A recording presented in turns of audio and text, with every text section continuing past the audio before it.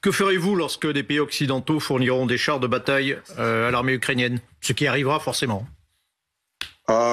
Monsieur le colonel, on va les brûler. Donc, vous savez bien, d'ailleurs, de l'histoire, que les chars allemands ont été déjà brûlés sur le territoire de l'Ukraine. On va le faire encore une fois. Comment réagirez-vous, au-delà de vouloir les brûler, si, par exemple, la France, pour préciser la question du colonel encore, si la France livre à l'Ukraine des chars français, des chars Leclerc? On a très très peur. Vraiment, on est paniqué. Vous pouvez livrer aux totalités l'Union européenne avec les chars grecs. Vous pouvez livrer aux Ukrainiens 200 chars. Vous croyez que pour l'armée russe, c'est un problème de brûler 200 chars? Chaque guerre a son tournant. Et si celui de l'Ukraine était en train de se jouer sous nos yeux, la Russie se prépare à affronter des armes toujours plus puissantes envoyées par l'Occident. Mais selon Piotr Tolstoï, rien ne peut arrêter la victoire russe, pas même les chars de Leclerc français. Dans cette interview choc, il disqualifie la France et l'Allemagne d'ennemis directs et met en garde contre une extension du conflit. On va décortiquer tout ça ensemble dans un instant. Donc on peut commencer. Durant toute l'opération spéciale militaire, à partir du premier jour, la propagande officielle occidentale a refusé de donner la parole à des Russes. Et cette interview avec vous, c'est une rare possibilité de donner l'opinion russe à la télévision française. Piotr Tolstoï, on reçoit régulièrement, par exemple, Alexander Makogonov, depuis le début de la guerre, sur notre plateau, mais sur d'autres chaînes aussi. Vous parlez des médias occidentaux, je parle des médias français. Alexander Makogonov, votre représentant ici, en tout cas porte-parole de l'ambassade de Russie, est régulièrement interviewé. C'est la deuxième interview qu'on fait. La dernière, elle remonte à quelques mois. C'est la deuxième interview que l'on fait ensemble sur ce plateau. Vous avez aussi la parole. Le problème, c'est que cette parole, vous ne reconnaissez même pas les évidences. Pauline Simonet. Oui, moi j'allais vous demander si vous n'avez pas finalement déjà perdu cette guerre en quelque sorte. Parce qu'on s'approche de cet anniversaire d'1 an de la guerre. On pensait que vous, en tout cas vous pensiez remporter cette guerre en quelques semaines à peine. Et là, 1 an après, vous n'avez remporté quasiment aucune victoire, aucune grande ville. Est-ce que finalement vous ne considérez pas, si vous êtes honnête, que cette guerre, vous l'avez déjà perdue face aux Ukrainiens? Non, Colline. Malgré qu'aujourd'hui, tout le bloc militaire d'OTAN participe dans cette guerre par l'armement, munitions, approvisionnement de l'armée ukrainienne, la Russie va gagner cette guerre. Et c'est pas 1 an, on a l'éternité devant nous. Donc vous inquiétez pas, tôt ou tard, on va gagner cette guerre et on va, avec vous, faire une analyse des bilans de tout ce qui s'est passé entre la Russie et l'Ukraine à partir des années 90 jusqu'au, par exemple, 2025. Colonel Goya. Oui. Que ferez-vous lorsque des pays occidentaux fourniront des chars de bataille à l'armée ukrainienne? Ce qui arrivera forcément. Monsieur le colonel, on va les brûler. Donc, vous savez bien, d'ailleurs, de l'histoire, que les chars allemands ont été déjà brûlés sur le territoire de l'Ukraine. On va le faire encore une fois. Comment réagirez-vous, au-delà de vouloir les brûler, si, par exemple, la France, pour préciser la question du colonel encore, si la France livre à l'Ukraine des chars français, des chars Leclerc? On a très très peur. Vraiment, on est paniqué. Vous pouvez livrer aux totalités l'Union européenne avec les chars grecs. Vous pouvez livrer aux Ukrainiens 200 chars. Vous croyez que pour l'armée russe, c'est un problème de brûler 200 chars? Je peux vous donner un autre, peut-être, matériel pour l'analyse. Vous avez refusé le gaz russe. Aujourd'hui, vous êtes en train d'acheter le gaz américain 3 fois plus cher. Vous allez fournir vos chars aux Ukrainiens. Et récemment, vous allez acheter les chars américains, les Abrams, 3 fois plus cher. C'est ça la guerre, le prix de la guerre en Ukraine pour l'Europe. C'est votre choix. Personne ne vous empêche, mais on n'a pas peur de vos chars. Quand on voit les difficultés de l'armée russe depuis 1 an, alors que l'Ukraine n'a pas les chars occidentaux, on peut avoir des doutes sur ce que vous nous dites là, si les Occidentaux se mettent à livrer aussi des chars lourds à l'Ukraine. Mais vous pouvez avoir les doutes, de toutes les façons, c'est votre droit. On est dans les pays démocratiques. Je vous dis, c'est ce que ressentent les Russes par rapport. La question de Monsieur Colonel, c'était ça. Qu'est-ce que vous allez faire avec les chars de l'OTAN qu'on va fournir en Ukraine? On va les brûler, comme tous les gens qui vont venir avec ces chars, oui, parce que c'est clair que les Ukrainiens ne peuvent pas guider les chars Leclerc ou les chars Léopard. Attendez, vous vous attendez, tous les spécialistes.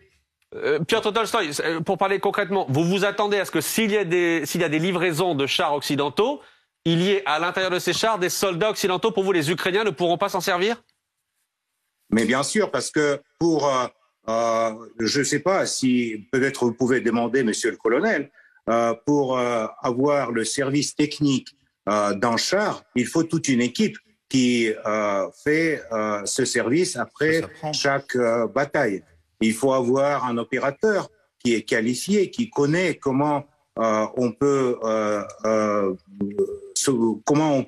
guider ce char. Donc, vous ne pouvez pas, du coup, fournir les chars et imaginer que les Ukrainiens vont attaquer avec ces chars les Russes. Mais de toutes les façons, quoi que va se passer avec les chars, ils seront brûlés. Ça, je peux vous garantir. Colonel Goya, sur ce point-là spécifiquement. Non mais, Monsieur Tolstoï, ça s'apprend. Hein. On a fourni des matériels d'artillerie également assez complexes. Ce sont les Ukrainiens qui les utilisent. Ce sera la même chose avec les chars de bataille que nous fournirons. Les Russes d'ailleurs la même chose. Ils fournissent les chars au monde entier et oui. D'autres pays apprennent à utiliser les chars russes. Mais Piotr Tolstoï, on a l'impression finalement qu'il n'y a pas beaucoup de réaction du côté de la Russie. Est-ce que, après tout ce qu'on a vu, les armes qui ont été fournies les unes après les autres par les pays occidentaux, on a l'impression finalement que vous n'avez pas vraiment de moyens de réaction? On n'a pas peur des armes qui ont fournies par les Occidentaux parce que chaque jour, dans tous les bilans du ministère de la Défense, on a 2 systèmes artillerie français qui est éliminé. On a 3 systèmes HIMARS américains qui sont bombardés. Donc, vous inquiétez pas, tout ça va se retrouver, je sais pas, en Turquie pour le métal très bientôt. Et on a bien compris, pardon, mais si, comme vous n'avez pas peur des armes occidentales, vous vous protégez en mettant des batteries de défense antiaérienne à Moscou, c'est pour ça que vous les mettez là. Diamancel. J'ai une question. Je comprends pas, Piotr, la stratégie militaire du président Poutine. Il a accepté une campagne de terreur en tirant des dizaines de missiles pratiquement par jour contre soi-disant des cibles d'infrastructures énergétiques. Mais par exemple, le 14 janvier dernier, à Dnipro, c'est un missile Kh-22 qui a été tiré. Et vous le savez comme moi, c'est un missile qui a été retiré du service en 2007 parce que il est très peu précis et qu'il emporte une charge d'1 tonne qui fait des dégâts considérables. Et du coup, ce missile a fait abattre un immeuble complet d'habitation avec plus de 72 appartements. Il a fait au moins 45 morts. C'est ça le ciblage, la capacité de l'armée russe, ou c'est juste parce que vous avez même plus les munitions nécessaires pour pouvoir les guider sur vos objectifs? Écoutez, les histoires que les Russes n'ont plus de munitions, ça dure déjà des mois. Je n'ai pas dit ça, je dis pourquoi vous lancez un missile que vous savez complètement obsolète et qui va faire des destructions massives dans une ville. C'est comme ça que vous libérez une ville, c'est ça? Ok, permettez-moi de répondre. Alors, on n'a pas le déficit de munitions. On va tirer encore, on a beaucoup de missiles. Ça, c'est la première chose. La deuxième chose, vous avez demandé la stratégie de M. Poutine. Oui. Peut-être la stratégie de M. Poutine, c'est la stratégie pour ne pas que vous le compreniez. C'est ça la stratégie. Ah oui, ça c'est sûr qu'on le comprend pas. C'est clair que vous êtes déjà dans le vague. Et ce qui concerne cette histoire sur Dniepr, donc c'est la missile antiaérienne ukrainienne qui a abattu le missile russe sur l'immeuble. Ça a été reconnu même par les officiels en Ukraine. Donc, tous ces histoires que les Russes... C'est faux, je tiens à vous le dire, Piotr, parce que il y a un journaliste de Russia Today qui a essayé de me vendre cette histoire, cette sornette, que c'était un missile anti-aérien ukrainien qui avait détourné le Kh-22. Ouais. Sauf que si vous aviez un tout petit peu de connaissances militaires, vous sauriez qu'on ne sait pas intercepter un missile Kh-22. Donc c'était même pas envisageable. Et quand vous avez tiré ce missile Kh-22, vous saviez que vous alliez commettre des destructions massives. Mais c'est très intéressant ce que vous dites quand vous expliquez que même Poutine a une stratégie incompréhensible, parce que je pense que globalement, le chaos de cette guerre, c'est à cause d'un tyran chaotique.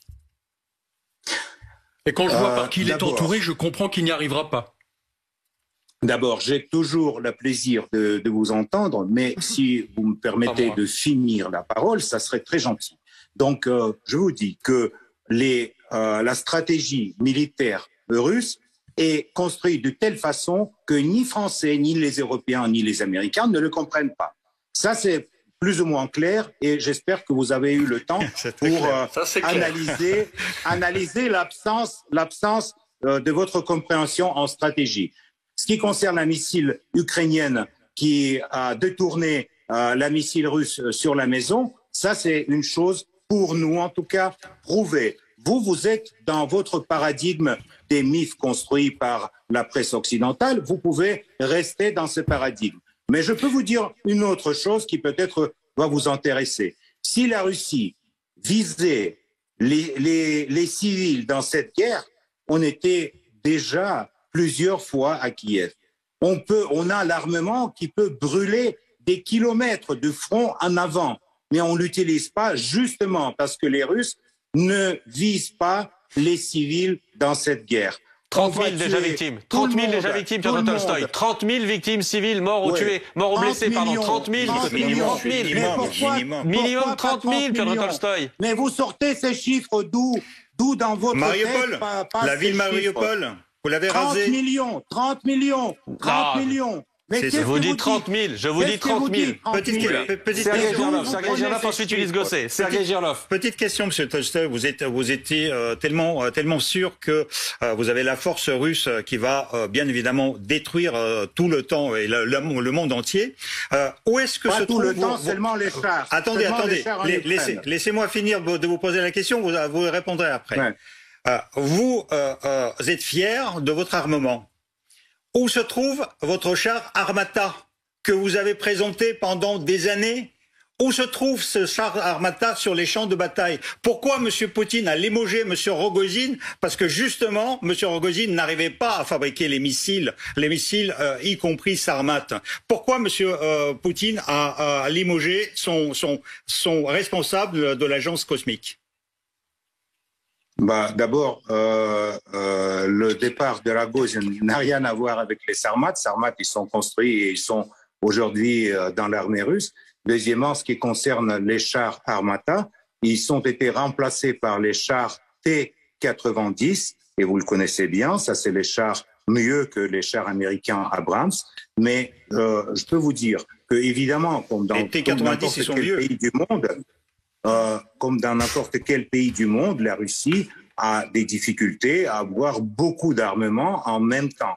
Mais comme vous peut-être déjà remarqué, on n'a pas ni le déficit du char, ni le déficit des missiles, ni le déficit des bons commandants sur le terrain dans l'armée. On a malheureusement beaucoup d'armements et beaucoup de munitions qui arrivent en Ukraine de l'Europe. Mais on va tôt ou tard en finir avec ça aussi. Alors, petite pause rapide. Si vous aimez donc le travail que je fais ici et que vous avez envie donc de me soutenir, il ne suffit tout simplement que de me laisser un gros pouce bleu et de vous abonner à la chaîne. Et surtout, me faire parvenir vos avis dans les commentaires. On peut continuer. Parce que ça n'est pas fini. Et on a bien compris, c'est là déjà que ça n'était pas fini. On va finir avec d'abord les électrostations, après les ponts et les tunnels par lesquels vous êtes en train de fournir l'armement en Ukraine. Ça va pas tarder, mais étape par étape, on s'approche à notre but, de cette opération spéciale militaire. Donc, de quel pont et de quel tunnel vous parlez, Piotr Tolstoï? De quel tunnel? Le tunnel dans les montagnes de Carpates, où arrivent les trains de Pologne sur le territoire ukrainien. Ulysse Gosset. On a bien compris, Monsieur Tolstoï, que la guerre serait longue. La question que je me pose, c'est comment vous voyez la relation entre la France et la Russie. La France fournit des armes de plus en plus puissantes, l'Allemagne aussi, mais entre Paris et Moscou, est-ce que vous considérez aujourd'hui que la France est un pays ennemi ? Premièrement, et deuxièmement, est-ce que vous envisagez que cette guerre longue puisse déborder les frontières de l'Ukraine et qu'on entre dans un conflit avec la Pologne, avec l'Allemagne, avec la France? Est-ce qu'il y a un risque que cette guerre devienne une guerre en Europe et pas simplement aux frontières de l'Europe? Écoutez, quand vous me demandez si la France est un ennemi, la France mène contre mon pays une guerre économique déjà 8 ans, 9 ans. Et la France, comme vous avez reconnu, aujourd'hui fournit aux Ukrainiens les matériaux militaires.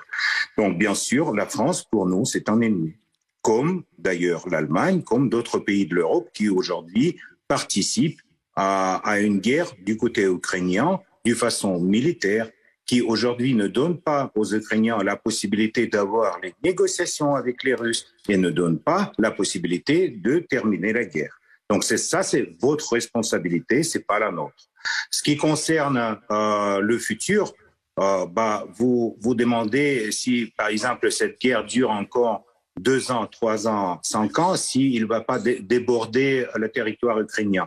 On va voir, ça va dépendre de votre participation, de la participation des pays de l'Europe dans cette guerre. Vous allez maintenant donner les chars, après vous allez donner des avions, après vous avez envoyé légions étrangères ou je ne sais pas quoi. Donc, dès que les soldats étrangers seront sur le territoire de l'Ukraine, les soldats de l'OTAN, pour nous, ça serait, comme aiment dire les Américains, une ligne rouge. Donc, tout dépend de vous, en fait, dans cette guerre et dans le futur de cette guerre. Nous, on n'a aucun intérêt de continuer ça pendant 2 ans ou 3 ans. Ce que l'on voit, c'est que vos lignes rouges, elles ont beaucoup reculé, Piotr Tolstoï. Vos lignes rouges, elles ont beaucoup reculé. Quand on voit, la globalité de toutes les armes occidentales qui ont été livrées aux Ukrainiens, en réalité, vous ne pouvez pas réagir face à ça. Vous ne savez pas réagir face à ça. Là, aujourd'hui, vous nous dites que la prochaine ligne rouge, ce sera quand des soldats occidentaux viendront faire la guerre sur le sol ukrainien, ce qui n'est pas du tout prévu, évidemment. Mais si cette ligne rouge, si c'est votre ligne rouge aujourd'hui, avant ça, il y a beaucoup d'étapes, notamment en termes d'armement. Les chars, l'aviation, effectivement, vous-même vous le disiez, ça va en faire des armes contre vous. Non, mais quand vous dites beaucoup d'États, vous pensez que tous ces États, c'est les États de l'Union européenne, Grande-Bretagne, les États-Unis et Australie. Évidemment, je parlais beaucoup d'étapes. Des étapes. Oui, Australie. Oui. Et donc, quand les gens ils se réunissent contre la Russie, pour nous, c'est pas quelque chose, c'est pas une nouveauté, c'est pas quelque chose très paradoxal parce que ça a été déjà dans notre histoire. Donc, nous sommes prêts. Quand vous dites que les chars c'est une ligne rouge, je vous ai dit, ils seront brûlés comme étaient à l'époque brûlés les chars allemands sur le territoire ukrainien. On va juste répéter l'histoire. Parce qu'en fait, les Ukrainiens, ils mettent les mêmes symboles sur les chars que mettaient les troupes d'Adolf Hitler. Malheureusement, ils ne sont pas les nazis. Non. Ils mettent le même symbole, mais pour les Français, ils ne sont pas les nazis. Ils sont les victimes de la politique agressive de la Russie. Donc, on va éliminer tout ce public et on va s'arrêter à la frontière ukrainienne. Et on va regarder dans les yeux à des politiciens européens qui appellent sans cesse à accélérer la guerre et gagner la guerre sur le terrain. Donc, on va regarder à des yeux au monsieur Borrell ou à les autres grands politiciens qui aujourd'hui pensent qu'ils peuvent gagner la guerre contre la Russie. Et on va attendre leurs propositions sur le futur monde, sur la future sécurité européenne. Vous inquiétez pas, ça va venir très vite et on va pouvoir discuter ça dans votre studio. Qu'est-ce que vous pensez de la Turquie, puisque la Turquie, bien qu'elle n'applique pas les sanctions économiques, livre massivement des drones à l'Ukraine, il livre aussi des drones à l'Azerbaïdjan, alors que la Russie d'ordinaire défend l'Arménie. Pourquoi vous ne qualifiez pas la Turquie d'ennemi ? Ils sont très malins, les Turcs. Parce que ils n'ont pas osé exploser les gazoducs comme ça fait les Européens. Donc, vous ne répondez pas à ma question en fait. Pourquoi vous ne les blâmez pas pour les livraisons d'armes ? Pourquoi vous ne les qualifiez pas d'ennemis alors qu'ils livrent des armes qui permettent d'attaquer le territoire russe à l'intérieur et vous ne dites pourtant rien à Erdogan ? parce que avec la Turquie et avec M. Erdogan, on a d'autres terrains de coopération, notamment coopération économique, importants pour nous dans cette période. Donc l'économie est plus importante que le militaire? L'économie est plus importante que le militaire?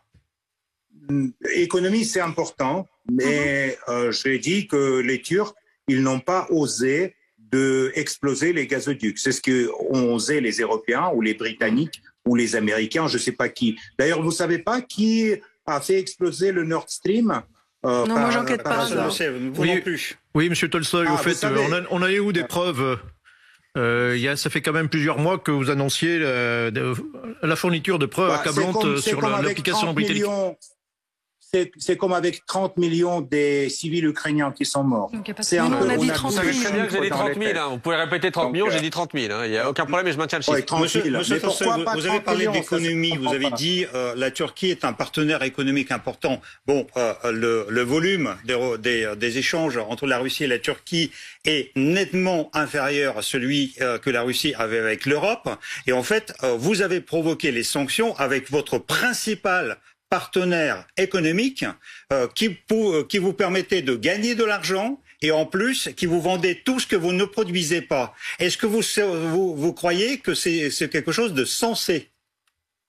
Mais c'est pas nous qui entendait les sanctions contre les Européens, c'est les Européens qui, après Washington et Londres, on entendait les sanctions contre la Russie.